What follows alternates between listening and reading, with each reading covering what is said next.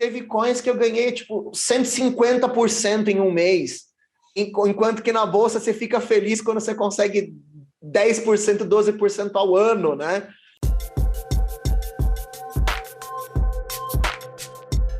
Você está ouvindo Contos do Cripto. Bem-vindos a mais um episódio do Contos do Cripto. Chegamos a mais um episódio. E hoje nós vamos falar de um assunto bem interessante que todo mundo que investe em cripto passa, né? Só lembrando que esse é um canal de educação, a gente não é capacitado para dizer o que você tem que fazer com o seu dinheiro, né? Não é conselho financeiro. Lembrando também que aqui embaixo vão ter os capítulos, então quem quiser pular para pontos específicos, fica à vontade, mas lógico, um tema como esse é mais interessante se você assistir o vídeo todo. E o nosso tema gatilho do episódio de hoje é como controlar a pressão psicológica para trazer todo o nosso dinheiro de outros investimentos para o universo de cripto. E por que a gente sabe que todo mundo que investe em cripto passa por isso? Porque normalmente você ganha em cripto em uma semana ou às vezes num dia, o que você demora um ano para ganhar na bolsa. Então, quer dizer, como controlar ou devo controlar essa pressão, né? Então, eu vou começar pedindo para que os convidados se apresentem e falem as suas frases do dia. Senhor Tim. Fala pessoal, meu nome é Tim e hoje a gente vai falar de diversificação, de entrar em cripto comprando Shiba, Doge, SafeMoon, só projeto consistente e duradouro aí. Senhor Thiago. Olá, meu nome é Thiago e eu descobri o que era educação financeira quando eu descobri o que era cripto. E aí eu tive que começar do zero mais de uma vez. Senhor Guilherme. Tudo bom, pessoal? Aqui é o Guilherme. Eu sobrevivi à queda da Bolsa de 2020, então não tive problema nenhum em mudar para as criptos. Então... E a minha frase do dia é: eu trabalhei até quase infartar para ter o dinheiro que eu tenho. Se eu colocar todo o meu dinheiro em cripto, aí eu vou de vez. Então, gente, vamos ao episódio de hoje. E aí eu vou pedir para os nossos dois especialistas aqui do dia, o Thiago e o Tim, explicarem um pouco para a gente dois conceitos específicos, porque sem eles a gente não vai navegar nesse episódio. Então, o Tim e Thiago, falem um pouco para a gente desse conceito de APY e APR, né, do inglês APY e APR, que isso muda um pouco da relação que a gente tem no Brasil, né? Então, no Brasil, a gente trabalha com juros e com inflação e com tudo em medidas mensais, enquanto no resto do mundo, que é mais estável, a gente trabalha com medidas anuais, né? Então, eu lembro quando eu comecei a investir que essa história de APY e APR dava uma bagunçada na minha cabeça. Então, expliquem aí um pouco para a gente o que é isso. APY e APR são duas medidas de crescimento, né, de retorno que você tem em relação ao seu montante investido. Enquanto que o APR ele só leva em consideração a taxa de juros, sem levar o quanto que esses juros em cima dos juros vão te dar. Por exemplo, a taxa de APR de 12% ao ano, você calcula como se fosse 12 vezes o 1% ao mês, ou seja, o APR de 12% é 1% ao mês.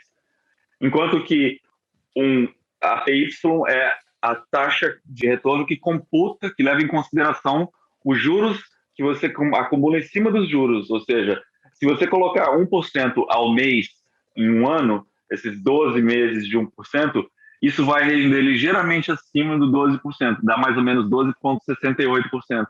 São medidas que você usa para entender o retorno ao longo do tempo. O APR geralmente é usado quando não tem um reinvestimento dos juros, e o APY é o que eles usam para mostrar quando você tem o retorno composto. Então, legal. Basicamente é isso. Quer complementar alguma coisa, Tim?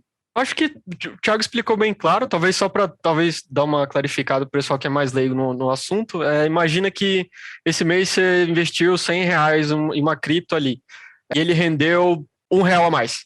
O APR vai ser você não contar esse R$1 nos próximos rendimentos. O APY vai ser como se você tivesse pego esse R$1 e colocado, virou 101.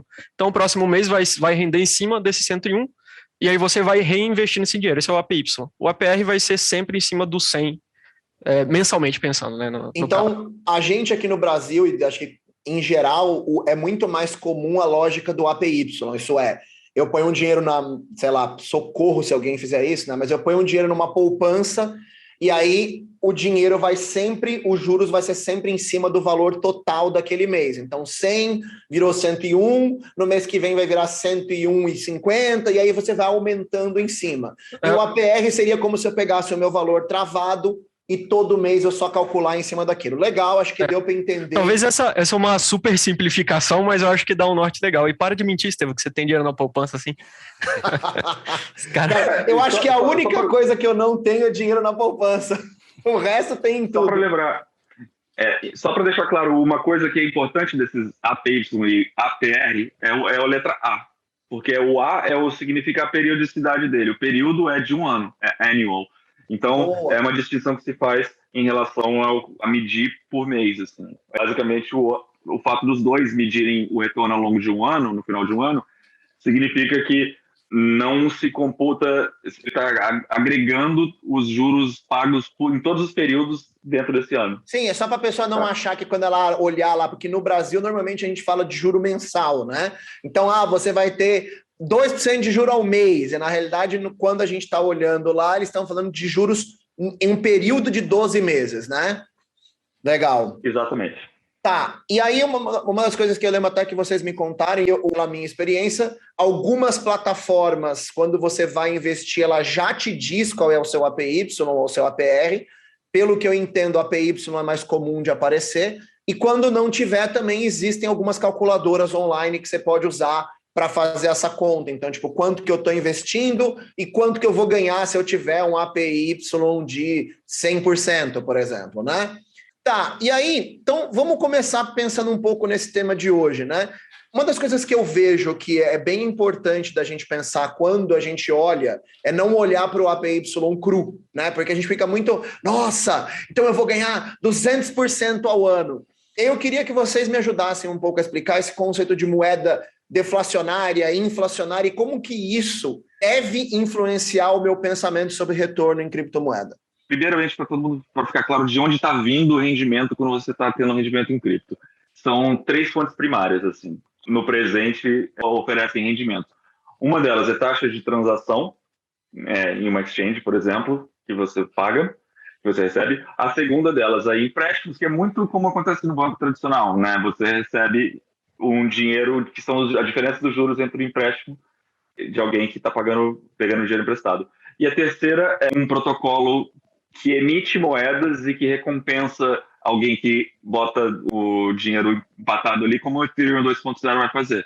Ele vai te pagar ele vai te pagar por uma emissão interna para manter Ethereum stake. Então, deixa eu ver se eu entendi. Então, quer dizer, eu posso pegar meu dinheiro, minhas criptos, ir numa plataforma e, como eu faria num banco normal, deixar lá para que aquela plataforma empreste o dinheiro para as outras pessoas. Ela vai cobrar um juro das outras pessoas e vai me pagar uma parte desses juros, né? E aí, quanto mais juros eles estiverem me oferecendo, provavelmente maior o meu risco de colocar o meu dinheiro ali, né?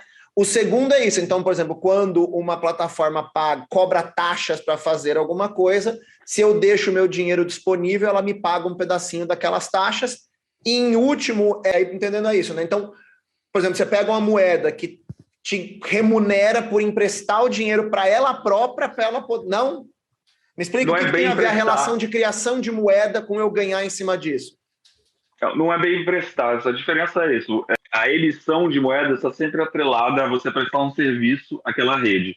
No caso do Ethereum, você faz o staking ali para você botar em risco a sua moeda para garantir a segurança dessa rede no futuro. Mas você está com seus ativos, nesse tempo você está com seus ativos presos ali. E se você não prestar aquele serviço com confiança e com honestidade, você vai perder aqueles ativos. Então, como recompensa por esse serviço que você está prestando e por esse risco que você tem, eles te compensam na emissão de novos Ethereums a cada bloco.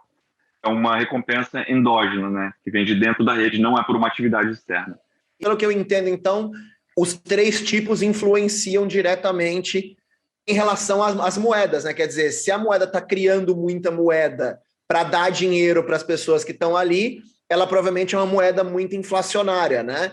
Então, olhar qual é a fonte do pagamento pode ser importante para a gente entender, né? E aí, o que eu imagino é o seguinte, né? Uma moeda que me paga um APY, lembrando, né? APY, meu retorno anual, paga um APY... Não é uma moeda que vai te pagar o APY. Sempre vai ser uma plataforma ou um smart contract ou algum mecanismo de uma moeda, mas não é uma moeda vai te pagar o APY, é para deixar essa distinção aqui. O Ethereum vai te pagar em IF, né, por exemplo. Mas eu digo assim, se ele está te dando o IF por criação de moeda, significa que ele está gerando uma pressão inflacionária na própria moeda, né? Então, eu penso assim, se você põe lá uma moeda e ela está te pagando, criando moeda para te pagar, não adianta nada ela te dar um APY muito alto se a inflação daquela moeda de 100% ao ano e ela te der 100% de APY, no final das contas você não ganhou nada, né? Então, tomar cuidado para não olhar só o APY.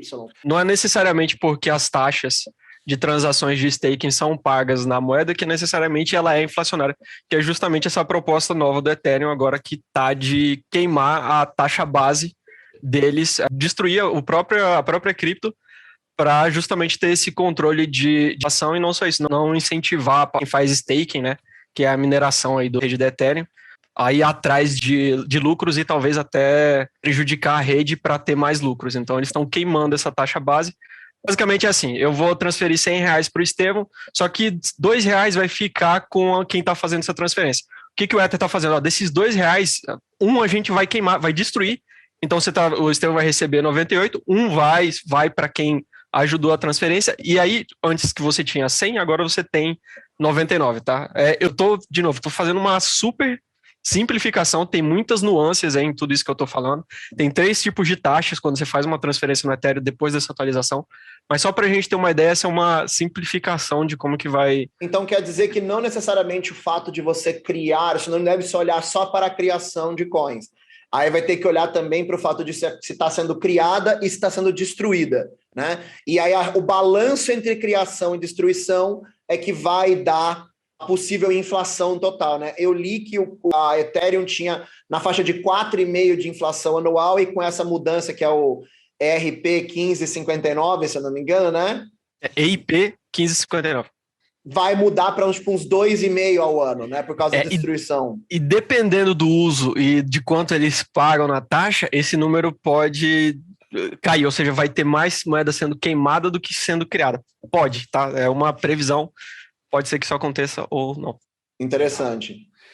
E voltando um passo atrás, assim, só para o pessoal que está entrando agora no mundo cripto, né? Só para deixar ele sincronizado com o que a gente está falando, né? Você entrou numa exchange, fez uma compra de uma cripto, você vai estar ganhando, além da oscilação, a variação do valor dessa cripto, você pode também fazer essa moeda trabalhar para você dentro dessa exchange ou em outras, né? Ou em outras plataformas. É aí que entra essa parte de você deixar emprestado, né? Tudo isso que a gente está conversando agora, né?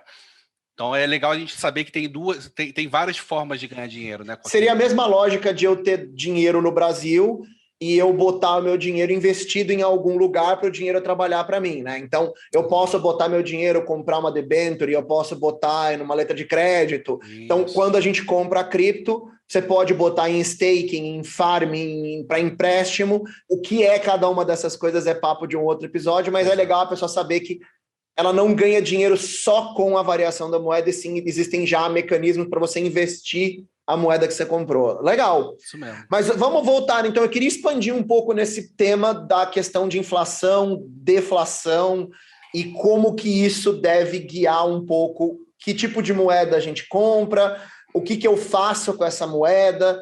Mas eu acho que é o tema que a gente falou do começo do episódio, né? Quando eu comecei a botar dinheiro em cripto, eu fiquei com muita vontade. Tinha um momento que você fala, cara, eu vou vender tudo que eu tenho, eu vou vender minha casa, eu vou botar em cripto, porque, cara, teve coins que eu ganhei, tipo, 150% em um mês, enquanto que na bolsa você fica feliz quando você consegue 10%, 12% ao ano, né? Então, vamos falar um pouco sobre isso. Num outro episódio que a gente puxou, eu falei que eu tenho entre 20% e 30% do meu portfólio em cripto. Todo mês aquela agonia de eu vou botar mais, eu vou botar mais. Como que vocês três estão aqui? Assim que eu comecei a trabalhar com investir em cripto, eu e contive em 10%. Só que a gente, no momento de alta, os touros estavam trabalhando muito bem, né? Então eu comecei a aportar mais, então num período aí de 3, 4 meses, eu já estava com 50% do total dos meus investimentos em cripto, sabe? Então, eu acabei entrando de cabeça. Famoso all-in. Você foi pro all-in. Exatamente. Então foi rápida a minha transição. Cara, eu tô muito mais do que eu devia. eu saí da bolsa para entrar em cripto, foi financeiramente falando, uma das melhores decisões que eu fiz. Também podia ter dado errado, né? Eu tô bem skin the game, bem põe sua boca onde tá seu dinheiro, né? Mas isso não é o que eu recomendo para as pessoas. Eu acho que a expressão era põe seu dinheiro onde tá sua boca, mas você faz o que você quiser na sua boca, né? Eu não vou falar nada.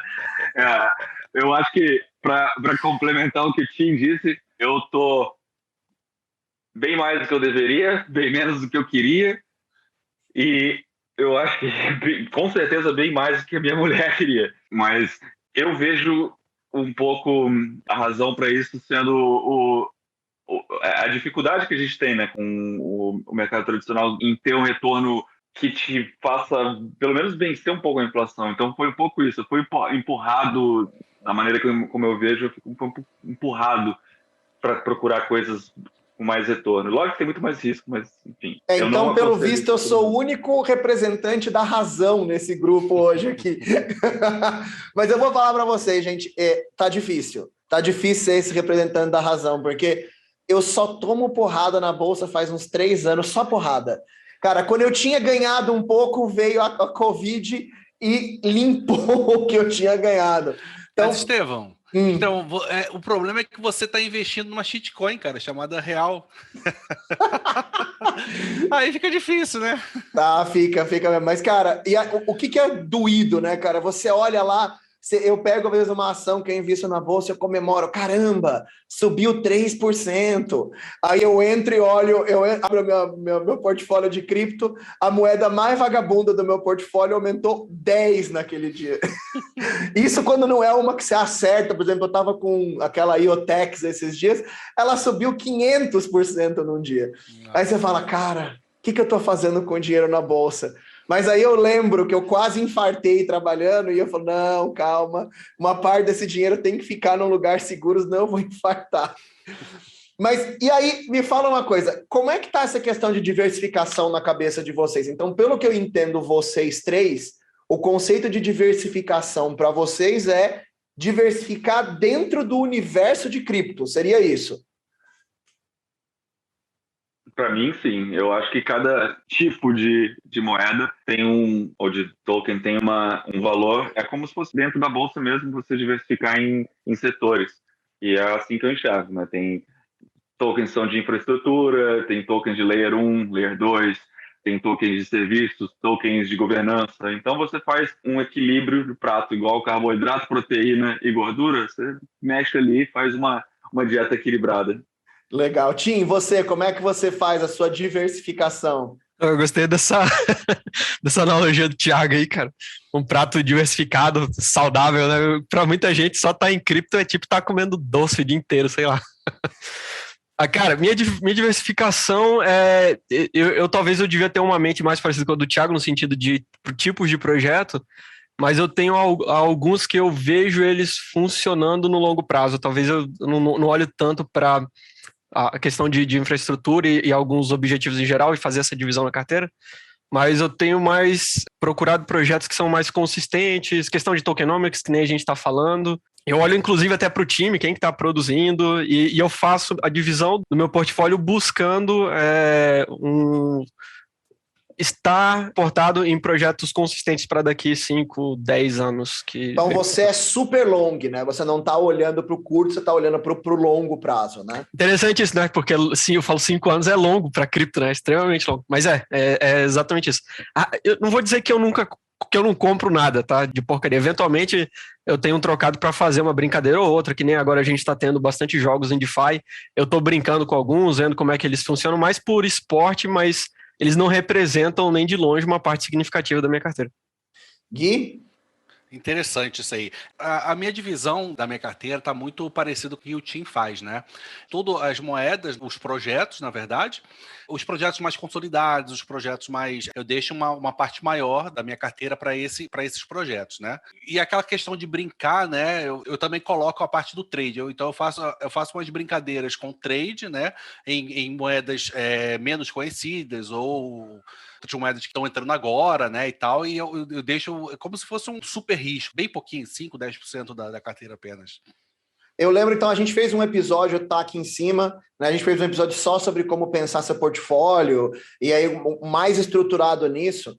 Mas uma das coisas que eu vejo muito quando eu olho para os APIs e APRs, né, de cripto, é muito o conceito de que quanto mais te pagam para você aceitar mais risco. Então, essa é uma das coisas que eu penso muito. Então, quando eu olho, por exemplo, a gente tem lá no nosso grupo, o cara, coloca a sua grana em staking de Cake, porque tá pagando 150% ao ano. Eu penso o seguinte, se tem alguém me pagando 150%, tem alguma coisa aí. Então, ou essa moeda é inflacionária e isso pode não valer muita coisa, ou essa moeda talvez não seja tão segura, ou, né, como o Thiago falou, por exemplo, esse dinheiro está sendo dado para ser emprestado. Se estão me pagando muito dinheiro, pode ser que o risco de eu não receber também seja equivalente. Então, essa eu acho que é uma coisa legal da gente pensar quando a gente fala para quem está pensando em entrar nesse universo, né? Quer dizer, olhar um pouco isso. Vocês querem comentar um pouco, Thiago e Tim, sobre isso? Guilherme? Deixa eu falar um pouquinho, então, só sobre o risco os tipos de risco que você tem, né? Tem um risco sistêmico, né, que você não tem como se defender muito bem, porque é o risco da indústria inteira. Esse é um risco de o que aconteceria se todo o mercado despencasse agora, ou se alguma moeda sua, enfim, um Black Swan, um cisne negro que fosse consumir tudo. Tem o risco de uma aplicação, por exemplo, dentro de um smart contract da vida, e você tem um risco de, tipo, um bug ou um hack. Esses riscos sistêmicos, assim, eles são um pouco difíceis de prever. E tem o risco monetário que acontece em relação à emissão e diluição de um tipo de moeda. Por exemplo, o exemplo que você usou em relação ao Cake. O Cake começou pagando, dentro da própria plataforma deles, uma taxa bastante alta, né, que foi reduzindo de uma média de 800% em janeiro, agora está em 90%, 60%, ele varia bastante. O risco principal disso, e a maneira como eles estão fazendo, não é tão diferente de um esquema de pirâmide. A diferença entre o esquema de pirâmide... Polêmica! E o projeto de... Não, eu adoro o Cake, eu realmente acho uma ótima ideia, mas é porque é uma linha tênue. O esquema de pirâmide, ele só é um esquema de pirâmide quando acaba o número de pessoas que entram nessa rede. Enquanto ele está dando retornos, ele é um bom investimento, né? Não é uma coisa sustentável para sempre, mas é uma coisa que é usada para atrair mais gente dentro do sistema. E eu acho que o Cake, e é uma das razões pela qual acredito, conseguiram fazer uma coisa que foi atraente o suficiente no começo e que a curva desce ao ponto de quanto mais gente chega, menos o retorno paga e menos dilui. Então, enfim. Mas são os dois riscos. Então, se você tem um projeto que tem um APY muito alto, ou uma coisa que te paga muito e que não tem à vista o mecanismo para brecar essa coisa, a inflação vai corroer todo o valor dessa moeda, a não ser que o influxo de gente seja infinito. Uma coisa que eu penso é que, assim, não necessariamente um APY alto também está atrelado a um risco alto, mas ele pode também estar atrelado ao fato de que muita gente tirou a moeda de circulação, né? Então, você tem uma moeda que começou a ter uma demanda maior para você fazer pares de troca e tal, e tem pouca gente disposto a deixar essa moeda para venda ou para fazer par de troca, as exchanges vão começar a subir a taxa de retorno de empréstimo e tal, para você querer disponibilizar a sua moeda para ser negociada e trocada, né? Vocês têm alguma opinião sobre isso? Fundamentalmente, as duas forças que agem para ditar preço, retorno e tudo mais são as coisas mais básicas da economia, que é oferta e demanda. Você remover ou você bloquear o supply, você vai mantiver a demanda constante, naturalmente o preço vai variar para cima, eles vão, enfim, pagar mais para poder ter esse acesso. E lembrando aqui também que, fazendo um paralelo aqui com o mercado tradicional, os fundos imobiliários também têm isso, né? Então você vê aí fundos imobiliários aí com alto risco que te dá como se fosse um yield deles, né? Que eu fugiu o nome aqui, alto também, né? Então você diversificando ali também com altos e baixos, né? Talvez um adendo que eu vou fazer nessa parte é que o que a gente está falando agora é de tokenomics, né? Então, questão de emissão de moeda, aquela ideia de com quem tem em posse esses tokens e tudo mais. E talvez, para mim, o ponto mais importante nessa avaliação é ver o conceito todo de criptomoedas, porque a gente está indo para cripto, ou uma parte da comunidade está indo para cripto, justamente fugindo de moedas fiduciárias, justamente fugindo de inflação. E aí você vai encontrar no universo de cripto muitas moedas que são nada diferentes do que a gente tem já em moedas controladas pelo Estado. Então, seriam moedas inflacionárias e centralizadas, né? Exatamente. Então, tem vários projetos que não vai ter diferença nenhuma. Eu não sei se foi até o Guilherme que brincou lá no grupo lá, que se for fazer um real novo, é só fazer um fork do Doge, que tá feito. Então, eu acho que é mais ou menos isso. Foi, né? Foi o Thiago. Mas é exatamente isso.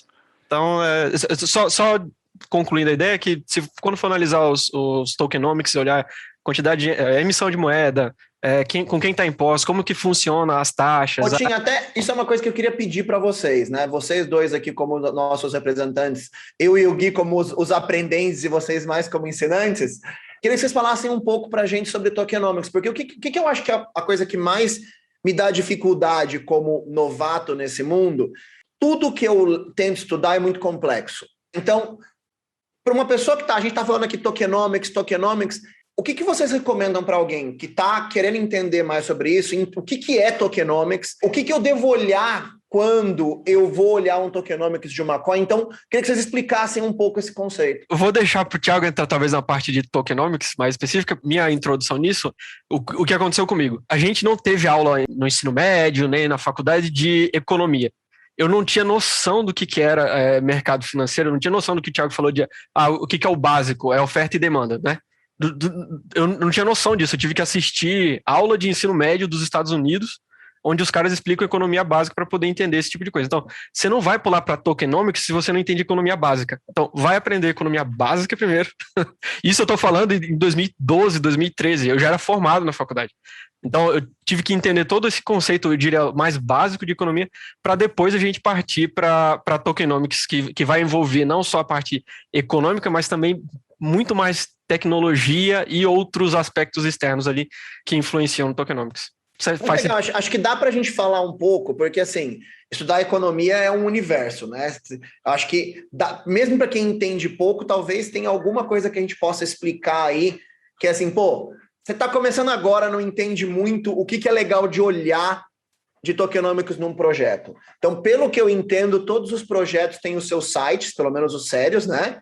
E nesses sites vai ter informações sobre esse conceito de tokenomics. Então, o que é importante das pessoas olharem? Então, eu quero comprar Cake. Eu entro no site do Cake e eu tenho que olhar o que sobre Cake para saber se ela é uma moeda que vale a pena eu pôr meu dinheiro. Vamos fazer o seguinte, vamos definir o que é tokenomics. Só para ficar claro, tokenomics basicamente é a política monetária, o sistema de incentivos que um projeto descentralizado desse tem, que seja embutido para defender a rede, como o Ethereum vai fazer com Proof of Stake, ou com todos os outros mecanismos que vão incentivar, né, os atores dentro dessa rede. Tokenomics é isso, como vai ser emitida a moeda, como vai ser o sistema de consenso, como as pessoas vão confiar em si mesmas, essa coisa. Isso é o tokenomics. E esse tokenomics você pode, enfim... Você falou de sistema de consenso.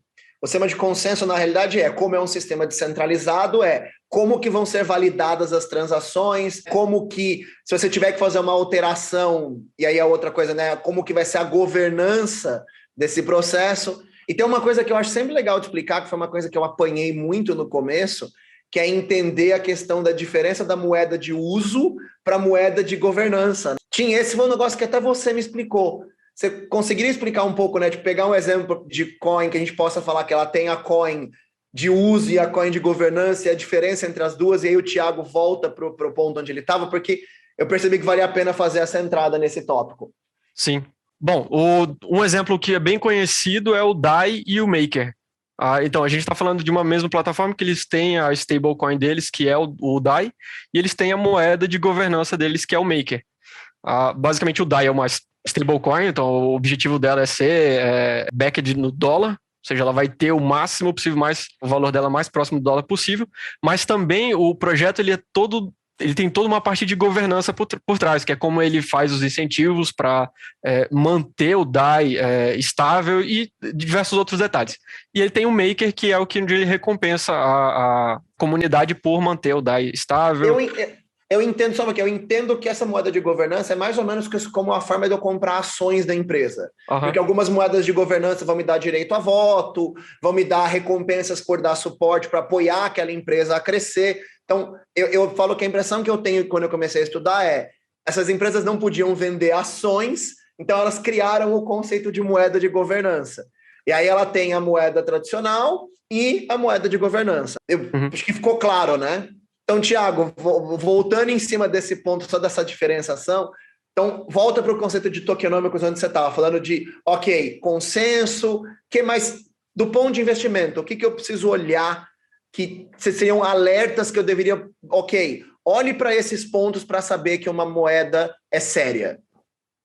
Olha, partindo do pressuposto, e é uma analogia que funciona até certo ponto, mas é boa, ela é útil. O conceito de tokenomics da moeda é a política monetária e mais a política fiscal, se fosse comparar com uma moeda fiduciária, como o dólar ou o real. Então, você vai ter, para entender, você sempre tem que se pautar para aquelas duas forças fundamentais, oferta e demanda. Ou seja, tem alguma coisa nessa moeda que vai fazer a oferta ser muito grande em relação à demanda? Ou seja, se de repente a taxa de inflação é muito alta, de repente, por estimular um bloco, são muito altas e vai diluir o valor dessa moeda ao longo do tempo sem que tenha mais gente gerando demanda por ela. Se esse é o caso, se essa política inflacionária for muito desregulada, assim, não é um bom investimento. Outra coisa que determina que dificilmente vai ser um investimento muito bom é se não tiver um limite na emissão. Por exemplo, o Bitcoin sempre vai chegar... O limite de emissão do Bitcoin são 21 milhões. Não passa de 21 milhões. Então, você sabe que não interessa quantas pessoas queiram mais Bitcoins, não vai acontecer. Você vai trabalhar aquilo. Então, é uma moeda deflacionária. Enquanto que uma moeda tipo o Dogecoin, ela não tem limite, ela vai ser emitida, apesar de a curva de inflação ser reduzida, o ritmo ser menor, vai continuar sendo emitida. Mas ter 10 Dogecoins hoje e ter 10 Dogecoins daqui a 5 anos vai ser bem diferente. Uma coisa que eu estudei sobre isso, Thiago, eu queria que você falasse um pouco daquela parte de quem fica com a moeda quando ela é lançada, porcentagens, essa coisa das baleias, né? Por exemplo, uma das coisas que eu li é que aquele projeto, o Chainlink, que é a moeda Link, é super sério, mas os criadores têm muitas moedas dentro do próprio caixa deles e eles estão constantemente vendendo essas moedas para financiar o projeto. Então, quer dizer, uma moeda que tem um potencial de ser deflacionária, ela acaba não aumentando de valor porque você tem constantemente moeda entrando em circulação. Uma pressão de venda, né? Isso é o que aconteceu com o Ripple também. O XRP é ultra concentrado, metade das tokens estão na mão do time e eles são notoriamente, eles são conhecidos por fazer dumping de XRP durante momentos que a moeda está embalando. Ou seja, para falar sobre isso, esse é o problema da distribuição. É muito difícil quando você lança uma moeda, você conseguir a adoção de uma coisa dessa por muita gente, porque ninguém tem... Não existe um valor intrínseco que as pessoas consigam enxergar, então você tem que tentar criar uma distribuição que faça valor monetário, tipo, que tenha algum sentido para estimular as pessoas a usarem. Quando você tem uma concentração, como você descreveu, de, sei lá, uma porcentagem muito alta de baleias, as pessoas que têm muitos dessas tokens, você acaba tendo um risco muito maior, porque se alguma pessoa dessas resolve vender como esse time, como o time do XRP, do Ripple ou do Chainlink, se eles fazem isso, você não está desprotegido, vai diluir o que você tem e você não tem como se prever o que vai acontecer. Então, sim, é parte do risco. Eu lembro que a gente fala que o Dogecoin tem uma única carteira que tem 28% de todas as coins, né, em circulação. Ô, Tim, você tem um checklist que você olha quando você olha um tokenomics? Uma coisa assim, tipo, eu olho isso? É tipo o amor, né, cara? Você olha assim nos olhos e fala, é esse, velho.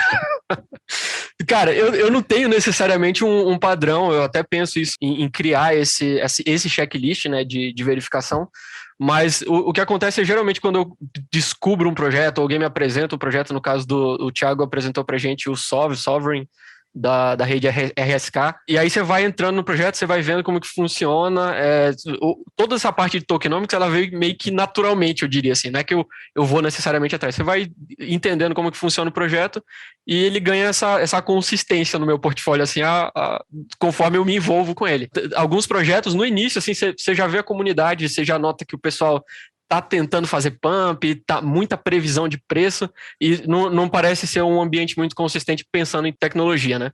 E aí geralmente o foco tá na ganância de fazer dinheiro rápido e não em criar um projeto legal, né? E de fato eles às vezes conseguem, vão conseguir, só que não vai ser algo duradouro. Então daqui 1-2 anos, tanto que essa queda que teve agora, teve projeto que afundou.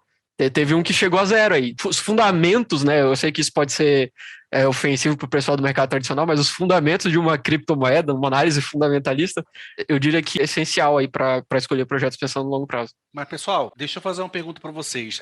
Quando vocês dão uma olhadinha numa moeda, né? Todas as informações de tokenomics estão dentro do site deles, ou a gente tem que dar uma pesquisada na internet, em fóruns? Como é que funciona esse estudo de vocês? Como é que... Então, eu acho que uma bandeira vermelha bem grande é quando você não consegue encontrar com facilidade isso. Tem projetos que realmente é difícil você conseguir encontrar. Eu acho que esses aí são os mais duvidosos. Nos sites dos agregadores de preço, tipo CoinMarketCap ou CoinGecko, você tem resumo de muitas desses parâmetros dessas redes. Você tem o limite de emissão, o market cap ali, né? Você tem algumas coisas, o circulating supply, que é a quantidade de moedas que está em circulação naquele momento. E você tem o link para onde você encontra mais informações. Eu acho que vale sempre a pena começar. Eu sempre, por exemplo, começo sempre no CoinMarketCap, que é o maior desses agregadores de preço, e eles têm uma quantidade bem grande de informação. Pergunta. O CoinGecko também. Vocês leem o white paper dos projetos, a parte técnica? Sim. Eu leio... Vai, Tim, vai. Você primeiro, Tim, vai lá. Não, eu ia dizer que sim, eu leio, mas geralmente nunca é de cara, talvez é a primeira coisa que eu vejo, né? Quando eu vejo que é um projeto consistente, você tá vendo a comunidade, você tá vendo o tipo de trabalho, beleza, agora eu quero ir mais a fundo. Aí eu vou pro white paper. Varia, o grau de complexidade de cada white paper é insano. Esse dia eu tava conversando também, até o Thiago tava falando, sobre o white paper do Bitcoin. O início dele é super tranquilo de ler, então eu acho que uma pessoa que não tem tantos conhecimentos técnicos é capaz de compreender aquilo, mas eventualmente ele vai incluindo ali elementos que são mais técnicos da questão de blockchain e programação. Eu concordo número e grau com o Tim. Eu leio os white papers que me despertam mais curiosidade e que eu quero entender como é que funciona. Hoje em dia, bem menos do que eu costumava fazer antes, porque com a quantidade de projetos que tem aí é humanamente impossível.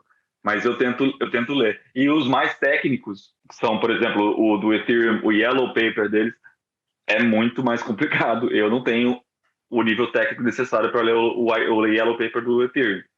Mas eu consigo ler o white paper da Bitcoin. Enfim, cada projeto tem uma coisa diferente. Nem sempre você precisa do white paper, né? O que eu vejo, então, voltando aqui para o que a gente pegou lá do começo, né? Então, e aí, como segurar? Então, eu vou dizer por mim, porque eu segurei, e aí eu queria que vocês também dessem um pouco de conselho para as pessoas, né? Níveis de... Qual é o seu nível técnico e tal, de... O que vocês acham que a pessoa deve fazer, né? E lembrando, a gente não está dizendo o que você deve fazer com o seu dinheiro, é só um conselho de quem faz, né?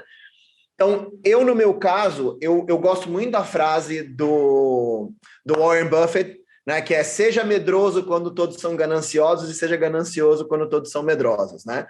Então, quando eu comecei a investir, eu determinei qual era o nível de risco aceitável para mim. Então, eu peguei todo o dinheiro, eu sou uma pessoa que só tem investimento financeiro, eu não tenho apartamento, eu não tenho nem carro, eu ando de Uber, E eu peguei todo o meu dinheiro e pensei, ok, qual é o nível de risco que eu quero correr? E eu falei, beleza, se eu perder 20% do meu dinheiro, óbvio que eu não vou ficar feliz. Mas isso não afeta o meu projeto de vida em cima daquele dinheiro. Então eu falei também naquele episódio de portfólio, né? Criei um plano que eu ia fazer um aporte semanal em cima de, ok, toda semana eu vou botar um pouquinho. Por que eu fiz isso? Porque me segurou o impulso de sair tacando muito dinheiro antes de eu conhecer o suficiente. Porque é o que o Guilherme falou, né? Putz, tá dando muito retorno, o touro, montei no touro, né? Não. E óbvio que o mercado, no bull market, você se acha um gênio, né? Porra, eu botava, cara, eu lembro que eu botei 5 mil num dia, no dia seguinte tinha 9. Aí eu botei mais 5, então tinha 25. Eu falei, cara, então assim, a vontade de você catar todo o dinheiro que você tem e jogar ali é muito grande. E aí, só que eu fiz travado, eu não vou colocar mais do que esse dinheiro por semana. E aí, quando eu cheguei, agora eu estou bem perto já do todo o dinheiro que eu quero colocar, eu parei. Então, assim, legal, pode ser que daqui a um tempo eu perceba que eu tenho muito mais conhecimento técnico e eu não acho que eu tenho ainda hoje, né? Pô, eu ainda tenho algumas dificuldades de entender alguns dos conceitos, então eu acho que 20% está muito bom dentro do meu nível técnico hoje.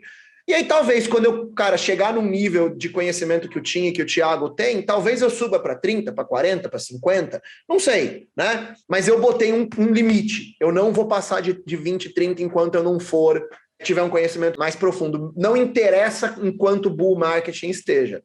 Porque é isso, cara, pode ser que a gente tenha um outro crash de novo, pode ser que um governo bote um limite, e aí o dinheiro vai para zero, né? Ou para muito perto de zero.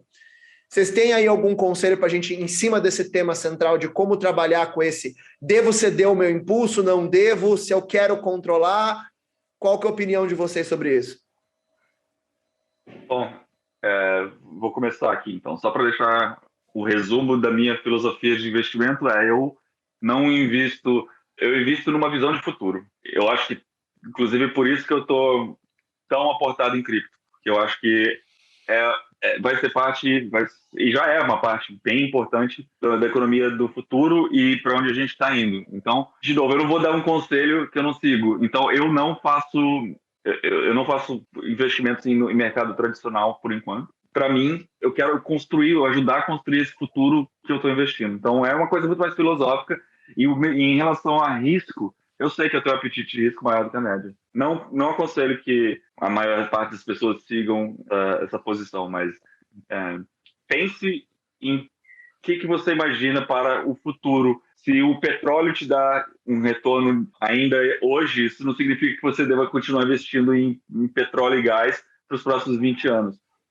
Essa é a minha filosofia. Thiago, quanto tempo você demorou entre você começar a botar sua grana em cripto e você tá all-in em cripto? Você tem uma ideia?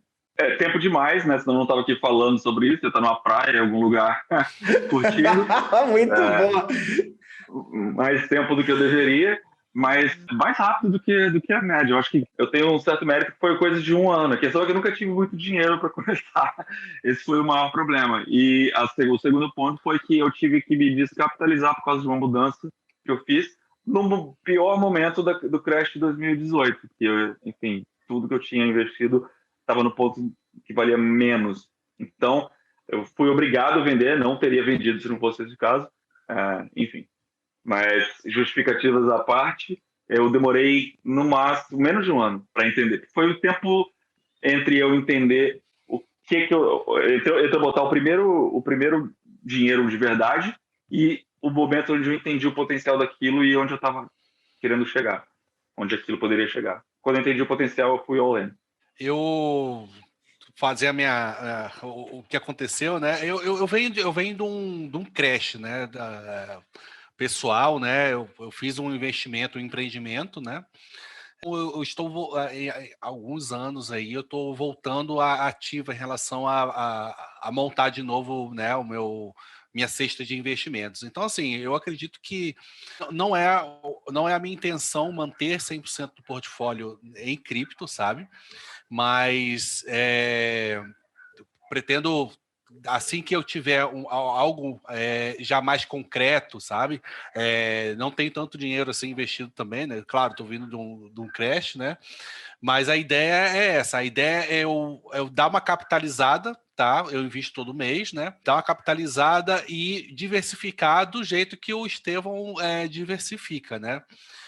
Claro que eu vou ter uma grande... Porque de acordo com que a gente vai estudando as criptos, você vai conhecendo, você vai pegando amor, como o Tim falou, né? A gente acaba pegando amor. Então, é claro que eu não vou voltar a 10% do capital investido em cripto, né? Mas a minha ideia não é ter 100%, não. É fazer a diversificação, né? Acredito que não vou diversificar voltando para real, né? Eu acredito que... E isso eu já entendi muito bem que não é legal você investir em real, né? Mas eu acredito que ao longo aí de 2, 3 anos aí, eu já esteja já mais diversificado já. Não, só para entender, a ideia é assim, né? Você está olhando para o bull market agora, tá pegando a grana que você tem para ver se pega essa esticada, e aí quando der uma estabilizada, você dá uma distribuída. Uma das coisas que eu acho que a gente pode falar, ainda tem o Tim para fazer o término dele, mas até quando, né? Porque a gente está vendo esse bull market e esses valores enormes, mas isso tem muito a ver com o mercado que está sendo criado. Então, quanto mais gente entra, mais estável ele fica. Como explicou o Thiago, menos incentivo as empresas precisam dar para você querer estar lá dentro. Então, também, a gente tem um período aí de talvez alguns anos onde o mercado vai estar dando esse tipo de retorno. E aí, pelo que eu entendi, Guilherme, você está assim, bom, eu estou aproveitando esse momento para reconstruir o meu capital, né? Exatamente. Como eu não tenho muito a perder, né? Então, eu tô me arriscando mais do que eu deveria me arriscar, né? Não sou tão jovem assim para quebrar de novo, entendeu? Então, assim, aquela fase de consigo ainda investir, consigo me arriscar muito ainda, mas eu já tenho que ter uma certa prudência em relação a isso, né? Então, a ideia é diversificar mesmo ao longo aí dos próximos 2, 3 anos. Legal, Tim. Cara, pensando nessa resposta, eu descobri que eu diversifico meus investimentos trabalhando. Tipo, eu trabalho por garantia. Vai que as minhas cripto dão B.O., entendeu? Senão eu tava numa praia mesmo. Tava lá curtindo o sol. O que eu diria pro pessoal eu sei que é osso, porque essa é uma tecnologia nova. Se ações, o mercado tradicional, a gente já depende muitas pessoas dependem de casas de análise, de fundos de investimento, confiando em terceiros para fazer seus investimentos, ainda mais pensa cripto, né? Que é uma tecnologia nova com tantos conceitos novos, e aí a fundo, pesquisar e entender, porque esse seria meu conselho, né? Não invista naquilo que você não entende.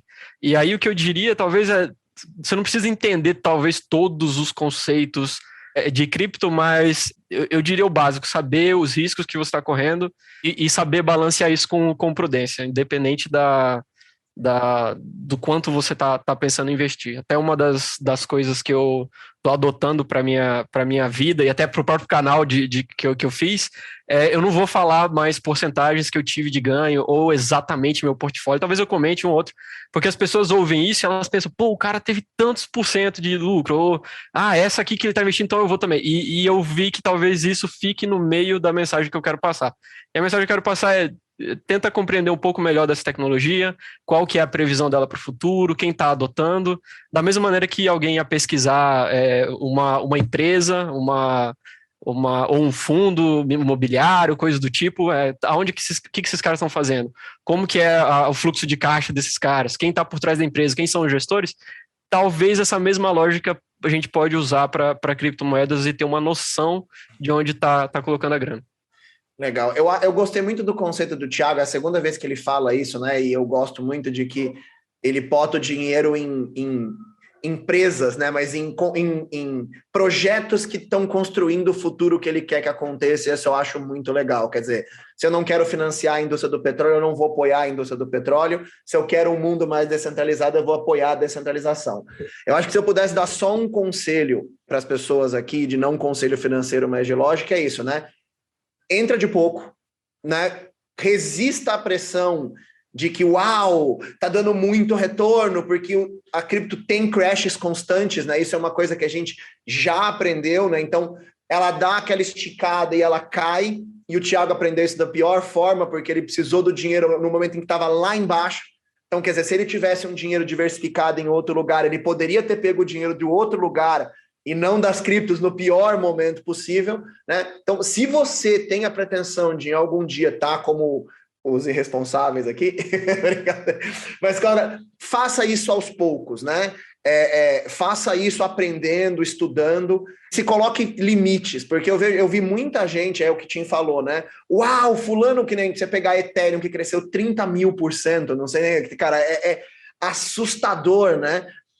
Beleza, todo mundo conta pinga, né? Conta as pingas que toma, mas as pessoas não contam os tombos que levam, né? Então, faça esse trabalho de estude, entre aos poucos, tenha responsabilidade, tenha um dinheiro de fluxo de caixa para você não precisar tirar ele de cripto a qualquer momento. Eu vi muita gente botando todo o dinheiro, até o dinheiro da conta do mês, em cripto. Isso é uma responsabilidade gigante, não só em cripto, em qualquer coisa que você fizer, né? Então, acho que esse seria o meu recado para a galera aqui. Querem falar mais alguma coisa no episódio de hoje? Não se esquece de se inscrever, faz favor. Boa, Tim, bem lembrado. Pedir para a galera se inscrever no canal e principalmente lembrar de indicar para as pessoas que acham que podem aprender alguma coisa com a gente. Então, galera, chegamos ao final do episódio de hoje. Quero agradecer demais para você que está aqui até agora, assistiu a gente aqui, né, tagarelando esse tempo todo. Obrigado mesmo pela presença, pela audiência e até o próximo episódio.